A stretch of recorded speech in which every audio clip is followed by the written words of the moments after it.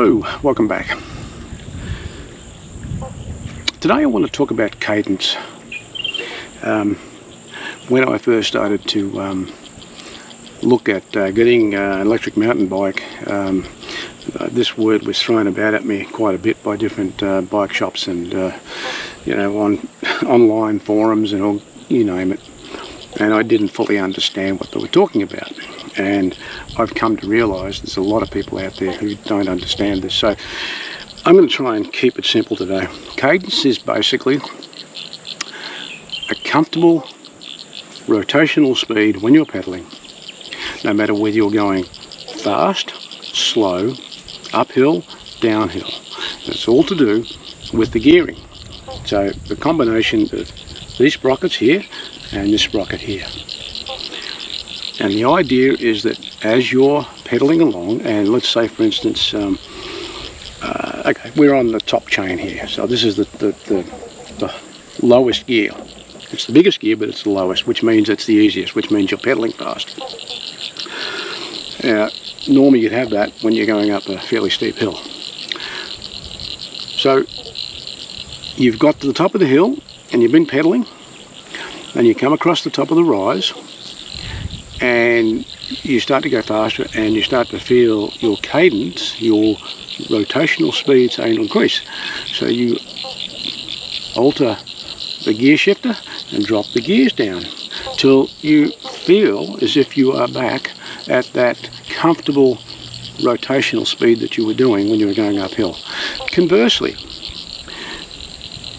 you're either going downhill or going along on the flat, you can drop the gears down to again that comfortable cadence speed that you like, that you feel comfortable with. There's no such thing as a perfect cadence. It depends on you, the individual, and that's it. In a nutshell, that's what cadence is all about. The other aspect of cadence is that when, depending upon the bike that you have and the types of gears that you have, will depend upon how much control you'll have over your cadence. And what I mean by that is that on a gear set like this, so on a gear set like this one here, it's a 12-speed gear set, and as a result you've got very gradual graduations across the gears, which means that depending on ups, the hills you're going up, the type of terrain, you can very quickly and very smoothly attain the type of cadence that you want. And later on I'm going to do a video. I'm going to put the GoPros on the bike and I'll show you how that all functions. But today was just to help you get an understanding of what cadence is all about. I can't really think. Look, it's simple. That's it. It's that simple. Getting back to the fact that if you have a 6-speed gear, the gaps between the gears are broader and it's more clunky, which means that your cadence is more clunky. In essence, that's it. So this type of group set gives you a smoother control of your cadence by moving through the gears, where a smaller group set with a lower range of gears tend to be more clunky because there are less gears. The gap between the gears are bigger, and when the derailleur operates and jumps between the gear, you can feel it, and there's a bigger jump in the top. Hiya. Let's talk about batteries, e-bike batteries to be precise. Okay, so I'm going to take this helmet off for a sec, have a bit of a chat. Okay, like Cadence, there's a lot of misinformation out there and worry when people are looking at e-bikes. Doesn't matter whether it's something top end like this or whether it's just a gentle suburban, cruiser. The reality is that battery technology has reached a point where I don't think you have to worry about it. On this bike, it's a 625-hour battery, and sorry, 625 watt hour battery, and these days that's what I'd call middle of the road. It's not what you'd call a big one. I mean, you can get right up to about 900 these days. So let's talk about this one.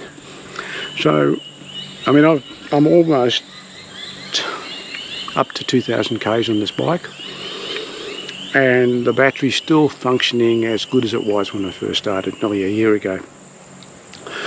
I haven't been able to wear the battery down.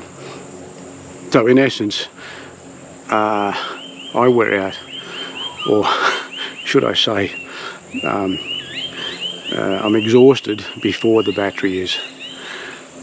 So what I want you to understand out there is that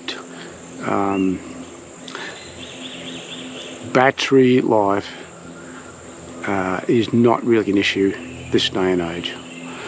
So saying that, I mean, there are quality batteries like on this one, and there are cheaper batteries, and obviously with the cheaper ones you may not get, you know, the same sort of performance, you may not even get the same life.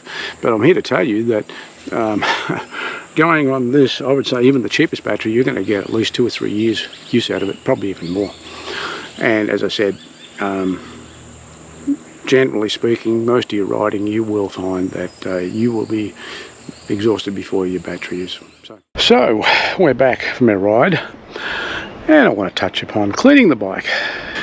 So there are a lot of myths out there regarding the cleaning of the bike. Now, as you can see, it's pretty grubby. I use the Karcher high pressure device, and I know that there's a lot of angst out there by people that say you shouldn't use it. And look, there might be some bikes that you shouldn't use it on, but on this bike I have used it many times, and I've actually had a look on the Scott site, and they really don't have any problems about using it, as long as you don't go overboard and get too close with the high pressure spray. So I am going to now clean this bike.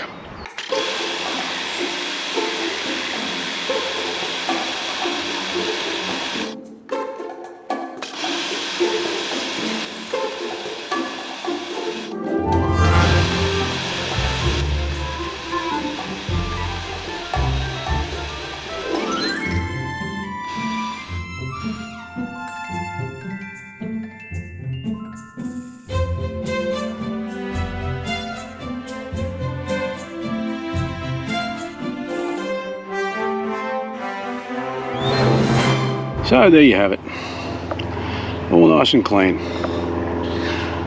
ready to put away. That's how I clean my bike. Till next time, see you later.